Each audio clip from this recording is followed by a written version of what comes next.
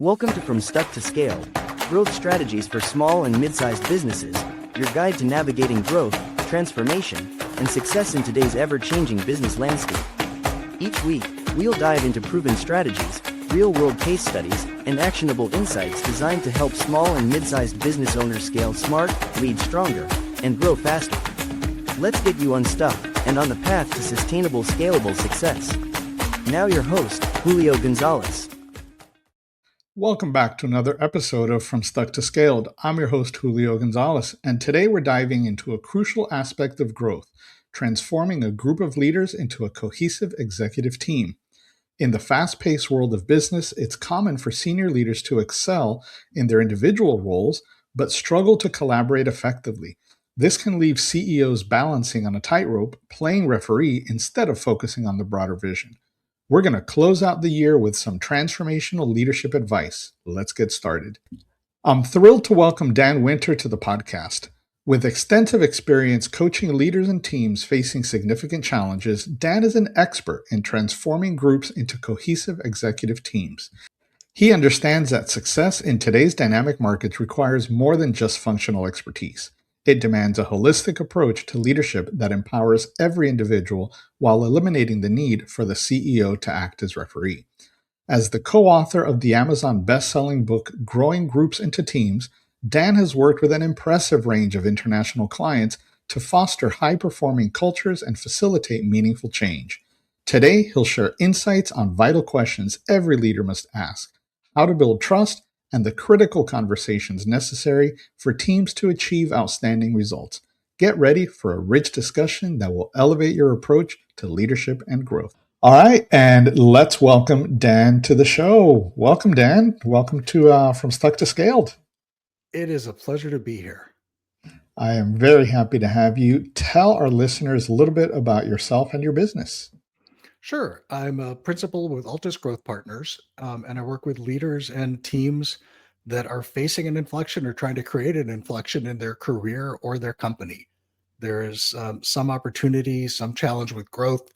We do everything from strategy and operational execution to helping to manage and repair relationships when things have gotten pretty tough and either leaders or their teams are not working together very well. And we never see problems with leaders in small businesses, do we? Not when we're done with them, we don't. Good answer. How long have you been doing this, and how did you get into it? I've been doing this for about 35 years. I was born in a small farm town in Northern California called Santa Clara, and they built Silicon Valley. I spent about 30 years at Intel with a big piece of that doing management leadership development for the Worldwide Finance Organization. And so I was traveling to Asia, China at a time where Intel was becoming increasingly complicated and growing quite a bit, trying to stand up new leaders, new teams, new organizations, both within country and across countries and across cultures. And a big piece of that was helping to shift the perspective of people from managing something complicated to actually leading something complicated. And what does that really mean? And then after 10 or 12 years of that, became an HR director and was responsible for everything people related for about 12,000 employees, working with a number of members of the C-suite, everything from IT, hardware security, legal. And that's where I started really focusing on strategy and not being an HR person, but being a business leader with a deep focus and specialization on people and organizations. Realized after 35 years, my passion was the strategy and the people, not redeployments and managing, annual focal reviews and all of that. And so I started consulting about 7 years ago and joined Altus doing that kind of work full time. And it's just a blast. What have you seen as the biggest challenge in helping founders, entrepreneurs, early leaders to really finding themselves as a true leader? Yeah, there's a handful of things that I see showing up fairly frequently. One is figuring out, how do I scale? And how do I take what is clear in my head and get it into the heads, the bodies, the hands, and the decisions of not just the people on my staff, but the next 100 or 200 people.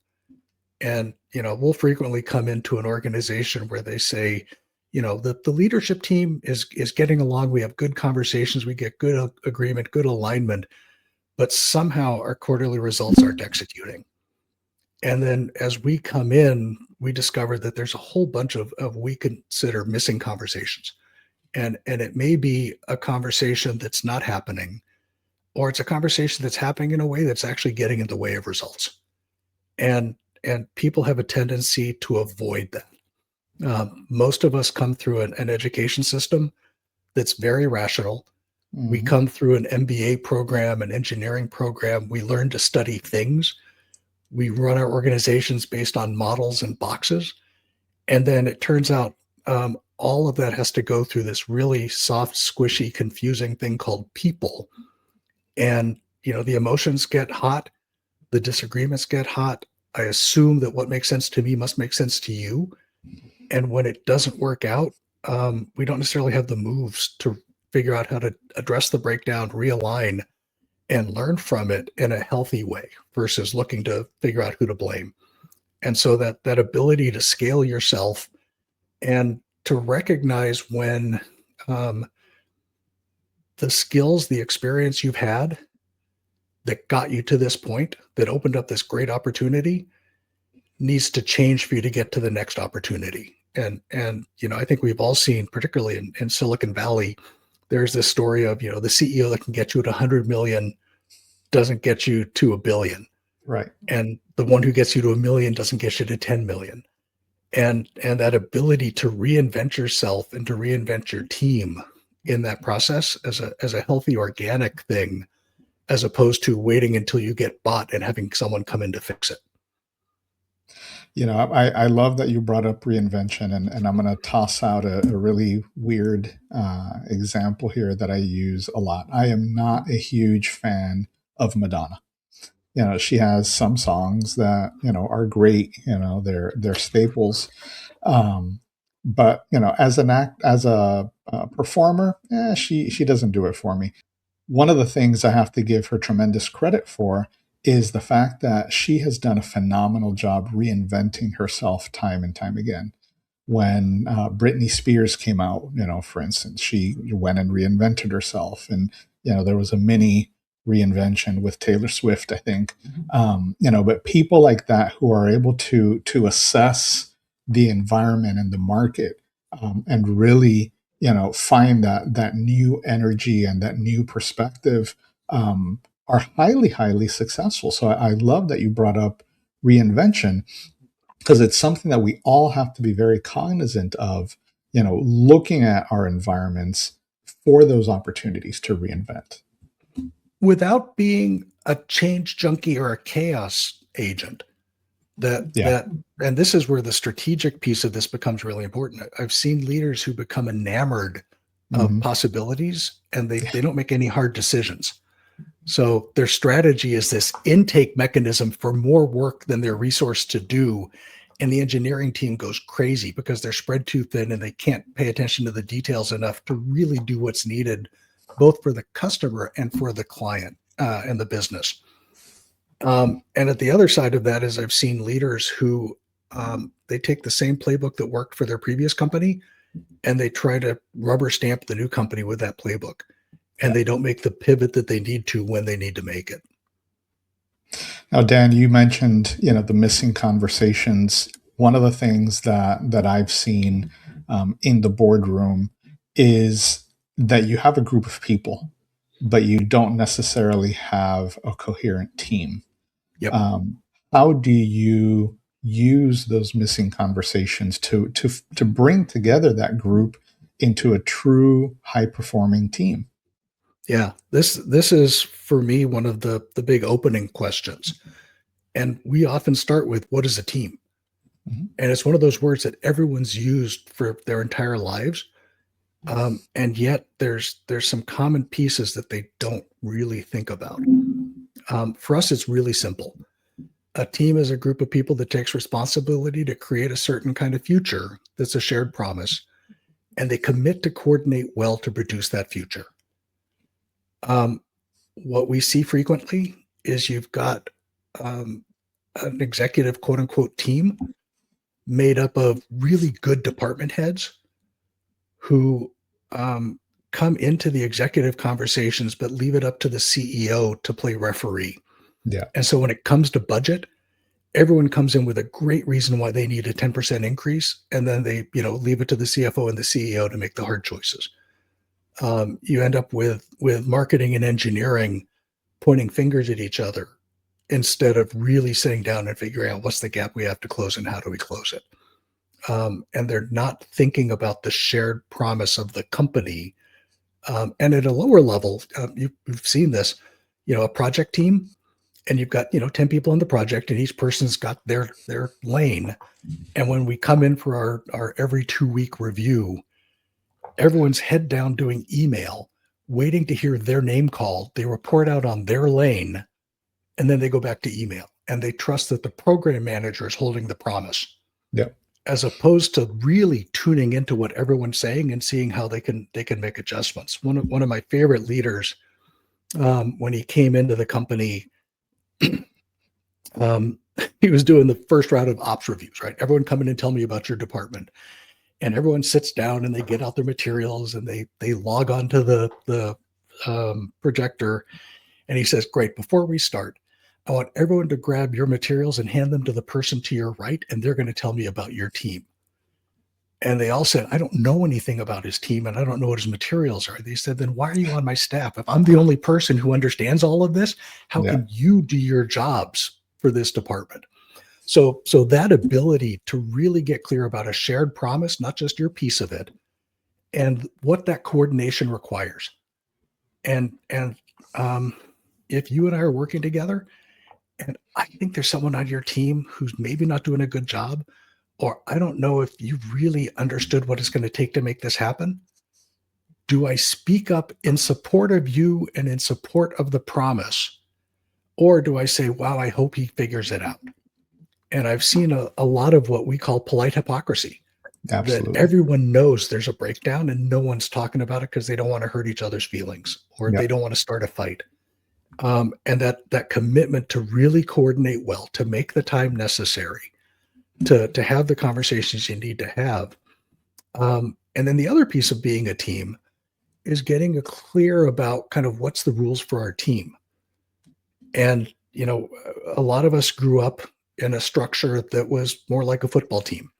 We've got a playbook, we've got roles, we've got positions, and, the quarterback is the one who's allowed to throw it. If the lineman gets the ball and tries to throw it, it's actually a penalty. So everyone knows what their role is and they know what the plays are and they execute. Mm-hmm. You've got other teams that are much more like a soccer team. It's more dynamic. You've got other teams where it's more like whitewater rafting, where it's much more chaotic. There's a lot more screaming and yelling and communication. And if you're used to a football team as the way you're modeling your team, but the environment you're in requires whitewater rafting, it can drive leaders a little bit crazy because everyone's constantly chirping and everyone's constantly complaining. And we have to figure out, how do we take in this information and make a dynamic decision versus we have a 3-year strategy we're supposed to be executing to the plan. Right. And that definition of, what our team is and how it operates, I think is critical. And that's part of the challenge that I have with people using the term team. At my last employer, the president, and was she CEO? She was at least she was the president. She'd get on conference calls on an all hands conference call, literally the entire company, and her greeting on every conference call was, "Hey team." No, that's not a team. You're using the term so that you can feel good about yourself, and I have this team, but that does not make a team. In a team, you have defined roles, you have a defined structure, and it could be fluid, but it's a group of people that have come together for a common purpose and are all pulling in the same direction. It may be competing directions to a certain extent, but it's always forward.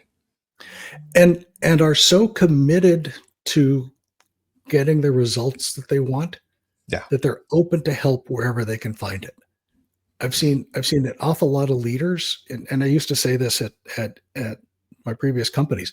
If the factory line goes down, we all get in a conference room and figure out what's broken and how to fix it. Yep. If a leader has a breakdown, they go back to their cube and hope they can fix it before anyone notices. Right. And being able to say, I haven't seen this before and I don't know what to do. Is there anyone here who's seen it before?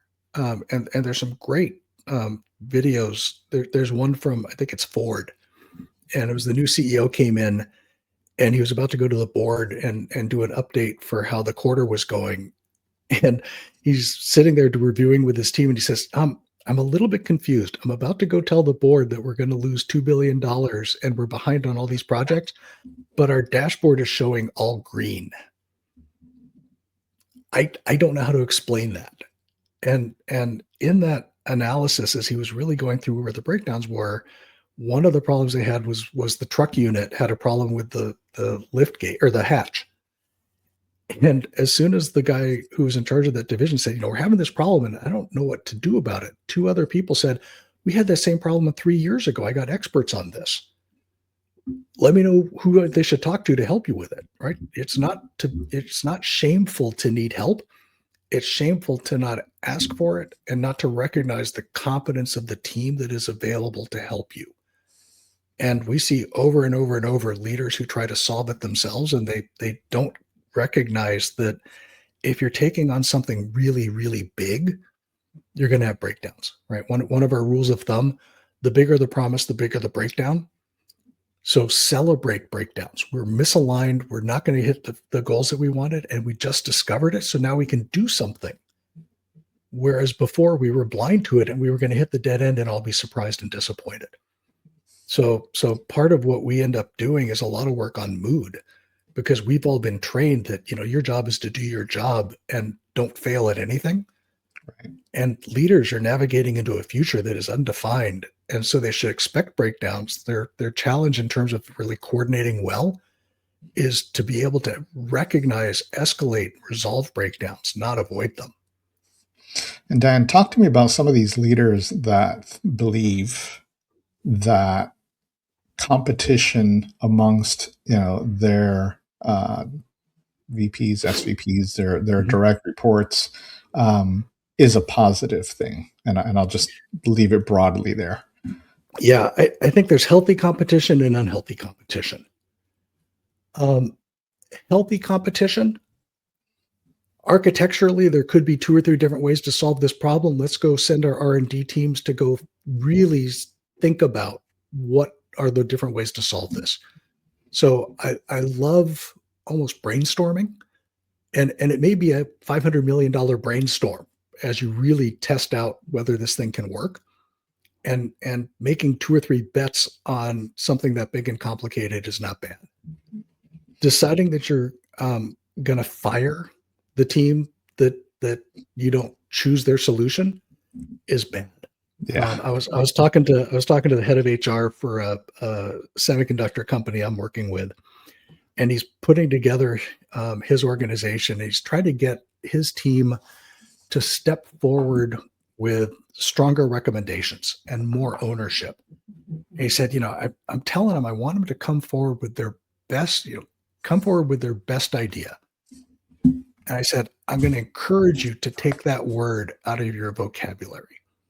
Because if they come to you with 3 ideas and they tell you this is the one I think is best, and you look at it and say, that's close, but I have some context, and it makes me think that it's actually none of those 3, but if we put it together this way, or given what it's going to take to implement this, I see conceptually yours is good, but here's the best idea for the company.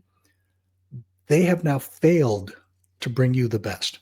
Yep. If you say, give me 3 workable ideas, any of which you would be willing to commit to and you believe can be successful, and then tell me which of them you'd recommend and why, then we have this really positive conversation, and I walk away with a great solution for the company.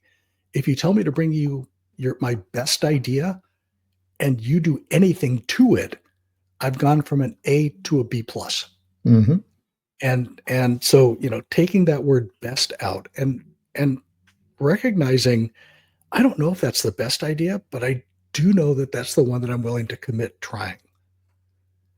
And I see company after company trying to optimize for what's best, and they create this beautiful plan, and then they take two steps and reality shows up a little different than they expected. And Yeah. it's not because it wasn't a great plan, but best is just it sets you up for a failure conversation as opposed to a dynamic team engagement to go create the future in a really complicated environment. And when you have a small organization and even in the mid-sized space, there's a lot of small organizations. Yep. Where you don't have a leadership team, right? You have that founder, and they've got a bunch of individuals who might be experts.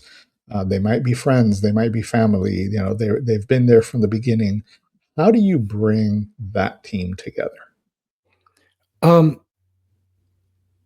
I usually start by getting clear about the promise that we're making and why we're making it. What are we doing as a company? What are we doing as an organization? And what are we trying to do together for each other and with each other to make that happen? And I'm not doing this because I want you to be a cog. I'm doing this because you bring an expertise, and that's not just a static expertise, but it's a growing expertise. And I have found that there are few conversations more useless and at the same time more critical than a good vision conversation. They're useless because they all they degenerate into this bumper sticker, world-class provider of world-class services with world-class world-classiness. But this clear sense of, why are we here? And why are we here versus somewhere else? And what would make this work meaningful? Not just to the shareholders, but to us as a leadership team or as professionals. I remember talking to chip designers who said, I've been doing this work for 20 years. I love designing circuits for chips, but it's gotten to the point where I have this spec. I go create a circuit for the spec. I put it into the library. An architect puts that into a chip. The chip comes out 2 years later. I have no idea how anything I've done has turned into a product for a customer. And they said, it's like I've gone from a craftsman to assembly line mechanics. I feel I'm this high-end engineer, brilliant at what I do, and I feel like I'm putting lug nuts on an assembly line. And at that point, it's really hard to get people motivated to make it through some of the hard times. You start falling back on money and free lunches, as opposed to, I'm actually trying to change the world, and this is my part of it. And then it becomes really important to keep thinking about the human relationship. I get very frustrated with some leaders who describe themselves or their company as a family. I have a strong tendency not to lay off any members of my family, and I certainly don't give them performance reviews. Yeah. But I can say I want to treat you with respect. I want to treat you with dignity. And for the time that you're here, I'm going to do everything I can to help you grow professionally. And I'm going to do what I can to make sure that the things I ask you to do are meaningful and impactful and worthwhile. What I find very often in companies, what gets lost is that, for the sake of what are we doing this? Even a specific simple task. And it's one of the big breakdowns I see in organizations, even small ones. The leader has clarity. I need you to do this by this time, but they lose track of, for the sake of what, right? What's the real outcome? And you'll see people who implement something that completely misses the goal, but completely hits the expectation that was given to them, the task. Yeah. I was talking to a leader who is implementing Salesforce, and they're in a program review with a Salesforce project manager. And they're realizing that this person has a perfect schedule to put in Salesforce and has absolutely nothing in the plan around getting the sales team to retrain themselves on how they actually do this. And it's like, okay, is your goal to put in Salesforce? Is your goal to dramatically improve our revenue, or increase the efficiency of our sales team, right? Why are we putting in Salesforce? It's like, I don't know. My job is to put in Salesforce. It's like, no, your job is an outcome for the company. And I see very often the leader or the executive team has this conversation and they identify key projects that are trying to have this impact that they care about. But what gets translated one or two layers down is a schedule and a series of tasks. And you start seeing what feels like very stupid decisions implemented incredibly well. Yeah. But completely missing the goal for the company. And I see with leaders, they don't take the time to reinforce the why. They don't take the time to reinforce ownership of outcomes, not ownership of tasks. And I attribute that to a little bit of lack of ownership, but certainly lack of communicating that vision, right? Because when you've got a vendor, a leader, anyone that is not understanding their part in the bigger picture, you end up with these segmented responsibilities and visions and stuff. One of the best pieces of advice I ever got was, go follow the bouncing ball. You maybe remember from the, when we were kids, the songs coming across and the bouncing ball and the words. Every company that I went to, I would go follow the bouncing ball. Where does the customer come in? Follow that, the entire process through. And inevitably I'd have people, compliment me on how I knew the entire business. And it's like, well, I know about the entire business. I don't know the details, but, I took the time to understand what it is that we do and what it takes to get that done. And that's what's made me successful. And sometimes though, I'll see managers who say, why are you asking all those questions? Just do your job. And they've got this huge efficiency model that loses effectiveness. And one of my favorite coaches when I was first starting out said, Dan, people collude to avoid hard conversations. And it's not just the leader failing to be clear about the outcomes that they want. As an employee, it is terrifying to sign up for an outcome that you don't think you have control over. So I'm the software person. I control the IT systems. I don't control the sales team. I can't make those people change their sales behaviors. Yep. So I am going to do everything in my power to downscope that task. And my leader is going to let me do that. And the really good leaders, the really good employees say, here's the outcome. If you're running into problems, ask. If you're not quite sure what to do next, let me know. Right? If it's my peer and I in sales have to have this conversation and figure out how do we partner on this, we'll do it. That's not you being a bad employee. That's you identifying that you're taking on something big and complicated. And because I've asked you to do this, I actually work for you on this project. I'm a resource. And there's some conversations I can have that you can't. There's some doors I could open that you can't. Not because you're not competent, not because you're not doing your job, but because you're recognizing that I have some leverage that you need.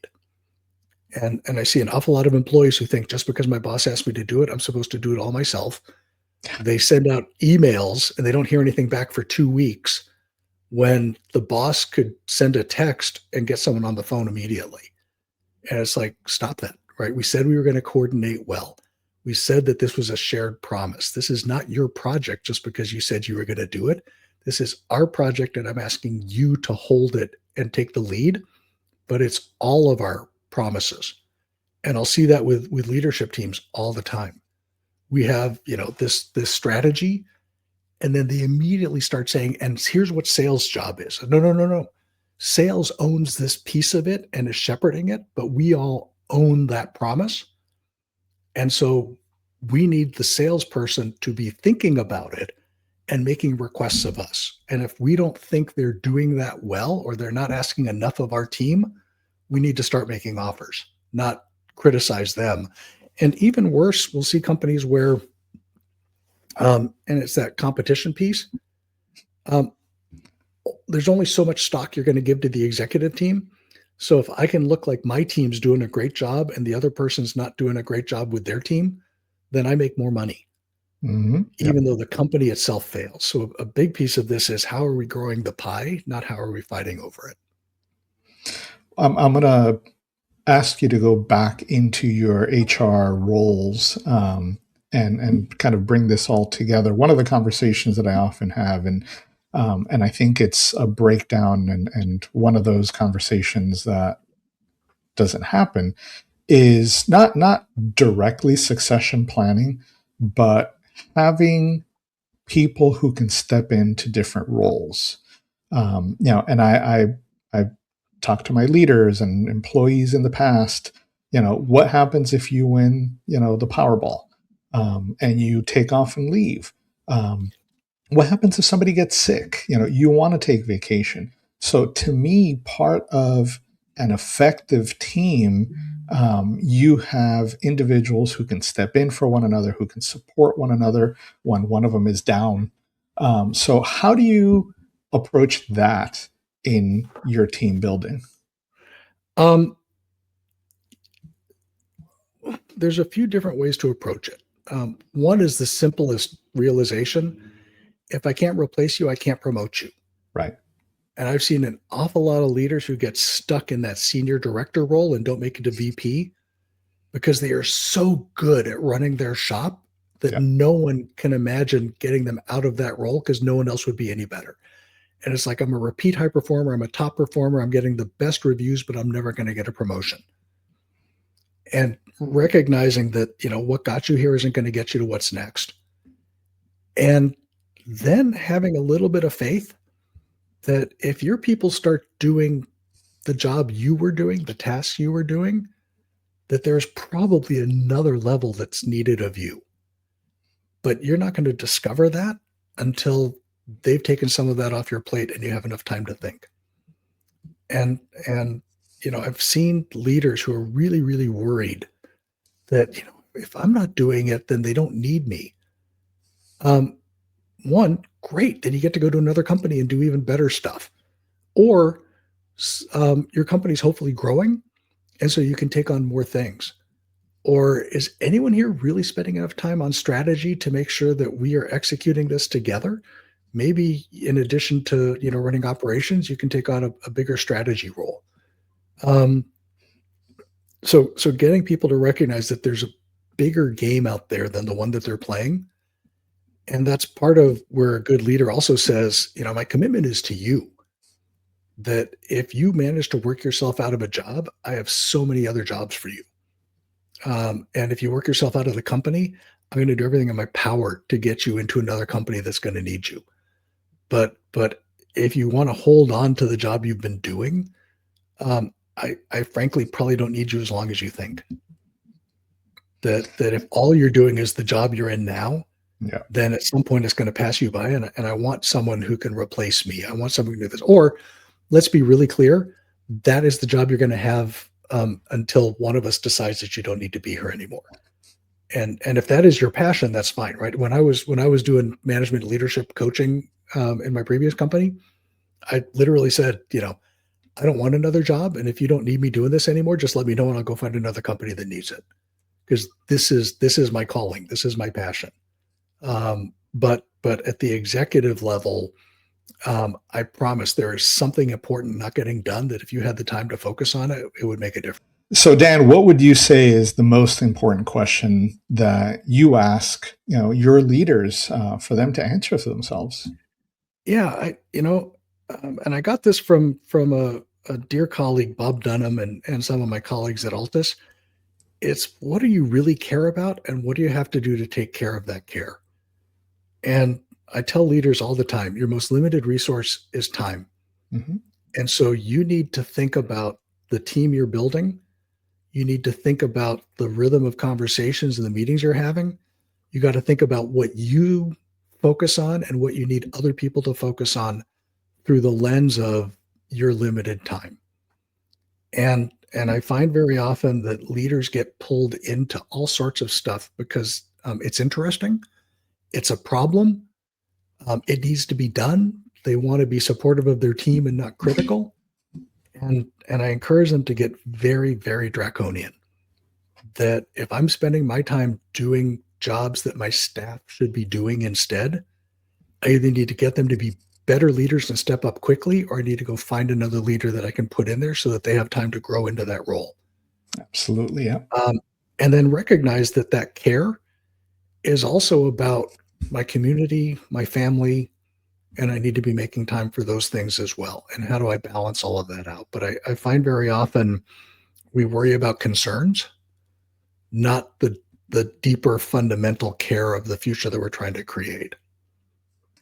So, Dan, as you know, no one leaves the show without providing some actionable tips that our listeners can implement today to positively impact their business. So, what tips do you have for our listeners?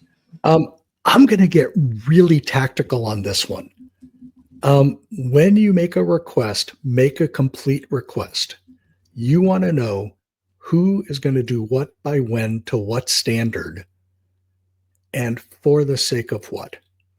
And what I find in organizations over and over and over, the leaders aren't clear about the standard. So what's good enough? I see people who spend the weekend working on an analysis when what I wanted was back of the envelope. I have finance controllers who give the CFO a bunch of data, but no story for them to take to the board. And the CFO spends all weekend coming up with a story. Yeah. And so people don't have the standard. And related to that, as I said earlier, for the sake of what? Why am I making this request? What's the outcome? How am I going to use it? At what point is it too late?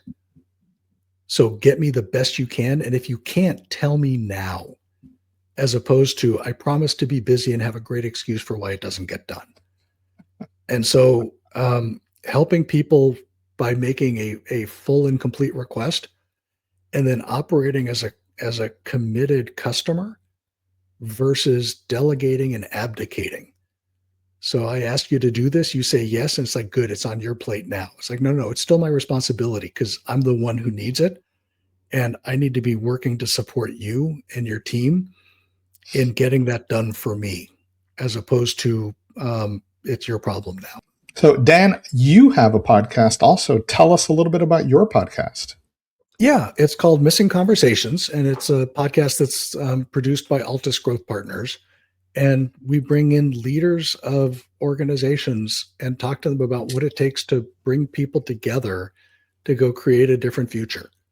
And, it's everything from some very cool nonprofits and things that they've done to some really heavy hitting companies and heavy hitting CEOs, all of it looking at what's the future that they're trying to create and what did they do to get other people involved in creating it. And it's just a blast to get different lenses on some of the challenges and some of the different ways to think about approaching them. That's awesome. I've listened to a couple of episodes and it's fantastic. Everyone should listen to the podcast. I'm going to have all your contact information in the show notes, but tell our listeners where they can find you. Easiest place to find us is altusgrowthpartners.com. We've got a boutique consulting firm with about 15 of us. We're national and international, and you can find a really interesting group of capabilities there.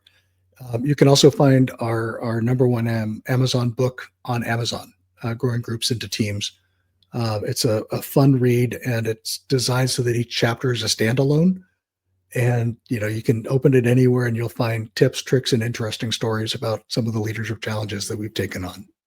Thank you, Dan, for guesting today on From Stuck to Scaled. This is our last episode of 2025, and I think we are closing off the year with a bang.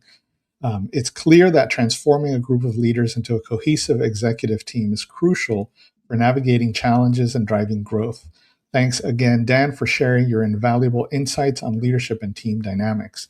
Remember, identifying what you truly care about and fostering trust within your team are essential steps towards creating a high-performing culture. Embrace breakdowns as opportunities for alignment and harness the diverse strengths within your team. Until next year, keep striving for clarity and connection in your leadership journey. Let's work together to scale your business. See you all soon.